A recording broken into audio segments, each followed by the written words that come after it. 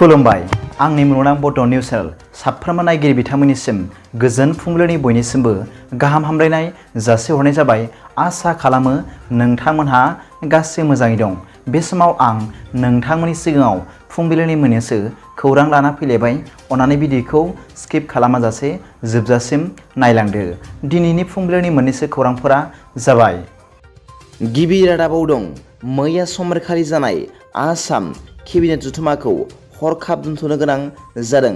खौरां मोननाय बादिब्ला बेरेखा दोलो कंग्रेस दोलो आरो सानै एमएलएआ रायजोआव मोब्लिबनि जेंना जाबाय थानायनि सायाव सोंथि दैखांदोंमोन आरो बेयाव गोबां बाथ्रा दान्थेलायनाय जादोंमोन। गुबुन फारसे बेरेखा दोलो एआइयुडिएफ राजखान्थि दोलोआबो दरं जिल्लानि मंगलदैयाव साधारन सुबुंफोरनो हाथियारनि फोरोंथाय होनायनि सायाव सोंथि दैखांदोंमोन आरो गोबां दावराव-दावसि सोमजिदोंमोन होनना मिथिनो मोननाय जादों। खौरां मोननाय बादिब्ला खुंथाय गोहोआव थानाय बिजेपि हान्जाया बे मोननै गेदेर सोंथिनि फिननाय होआबोला गासिबो बेरेखा दोलोफोरा केबिनेट जथुम्मानिफ्राय ओंखारजोबनो थांखि लानायलाय आसामनि गिबि मन्थ्रि मानाव गेदेर डक्टर हिमेन्त बिस्व शर्मा बिथाङा आसाम केबिनेटनि बुंथिगिरि मानाव गेदेर बिस्वजित दैमारि बिथांखौ बे केबिनेट जथुम्माखौ दोनथ'नो खावलायनाय बायदियै हरखाब दोनथ'नो गोनां जादों होनना मिथिनो मोननाय जादों। नैथि रादाबाव दं सासे सुबुङा गावनि उन्दै हिन्जावसा गथ'खौ बुथारदों। खौरां मोननाय बादिब्ला बे जाथाया जादों काछार जिल्लानि खुरखुरि गामियाव। मिथिनो मोननाय जादों दि राजु मुन्डा मुंनि सासे सुबुङा गावनि बिसिजों नांज्लायनानै गावनि बिसिखौ बुदों आरो बिनि उनाव उन्दुनानै थानाय 4 बोसोरनि गावनि फिसाज्लाखौबो कम्बलजों गोदोना सेथेनानै अना खाना बुथारदों। दायनिगिरि राजु मुन्डाया दा खारखोमानानै दं आरो पुलिसआ बे दुथांखौ हमनो थाखाय नागिरगासिनो दं होनना खौरां मोननाय जादों। थामथि रादाबाव दं बर' हारिनि थाखाय गोजोनथाव खौरां। बयजोंबो मिथिसारजानाय बर' सावथुन मुलुगनि बर'नि मुंदांखा देंखोगिरि सुलेखा बसुमतारिया जयन्त हाजरिका मेम'रियेल एवार्डनि थाखाय सायख'जाबाय होनना मिथिनो मोननाय जादों। ब्रैथि रादाबाव दं 40,000निफ्राय लानानै 60,000 राङाव फानदों उन्दै उन्दै गथ'सा। सुबुं समाजाव लाजि मोनखांहोनाय आरो खास्रि बिस्रि मोनहोनाय बे गथ'सा फाननाय जाथाया सोमजिदों बिटिआरआव। मिथिनो मोननाय बादिब्ला बिटिआरनि चिरां जिल्ला भारत भुटान सिमना साखाथि रुनिखाथायाव जादों बे जाथाया।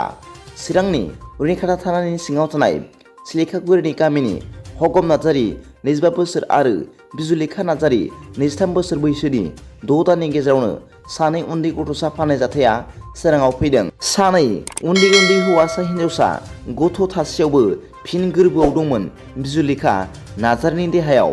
रांखान्थियारि आंखालाव बेरामि फिसाज्लाखौ फाहामथाय होनो हायैयाव थांनाय 2022 मायथाइनि नभेम्बर दानाव 1.5 बोसोरनि हौवासा गथ'खौ 40,000 राङाव खुंग्रिं गामिनि अबिनाश नार्जारिनो फानहरदोंमोन। बेनि अनगायैबो सोलिफु बोसोरनि जुलाइ दानाव नैथि फिसाज्लाखौ जोनोम जानायनि 7 साननि उनावनो सनितपुर जिल्लानि धेकियाजुलिनि थागिबि निरन स्वर्गियारिनि आखायाव 60,000 राङाव फानहरदोंमोन होनना मिथिनो मोननाय जादों। बाथि रादाबाव दं बड'लेण्ड मुलुगसोलोंसालिनि भाइस चेन्सेलर लाइस्राम लाडु सिंहखौ थाबैनो बोखारनांगौनि दाबिखौ लानानै गसाइगाव फरायसालिमानि लांगोनायाव एबसुआ गोख्रों खुद्रिसारदों। मख'नो गोनांदि बड'लेण्ड मुलुगसोलोंसालिनि भाइस चेन्सेलर लाइस्राम लाडु सिंहखौ थाबैनो बोखारनांगौनि दाबिखौ लानानै एबसुआ गुबुन गुबुन फरायसालिमायाव सोमावसारबोनाय बादिनो मैयाबो गसाइगाव दख'रा ब्रैथि दख'रा आरो गसाइगाव फरायसालिमा दालाइसा बर' फरायसा आफादनि बानजायनायाव गसाइगाव फरायसालिमानि दरखं मोखाङाव 1 घन्टा खुद्रिसारनायखौ नुनो मोननाय जादों। मख'नो गोनां बाथ्रादि लाइस्राम लाडु सिंह गो बेक जोंनो नांगौ गोदान भाइस चेन्सेलर आरो गोदान भाइस चेन्सेलर मोनाब्ला जों जिराया बायदि स्लगानजों गसाइगाव फरायसालिमाखौ गोमसारहोयो।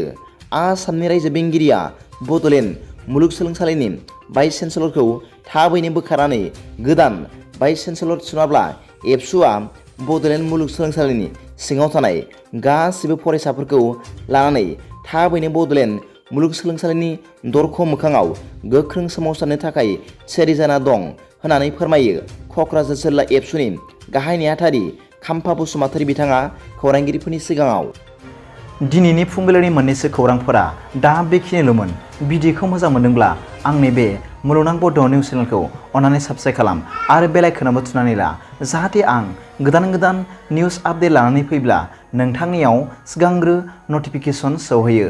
दा बेलासिनि रादाबाव नोंथांमोनखौ आंनि बे चेनेलाव गासैखौबो बरायहरनाय जाबाय। गोजोन्थों। एसेनोसै। जै बर' हारिनि जै।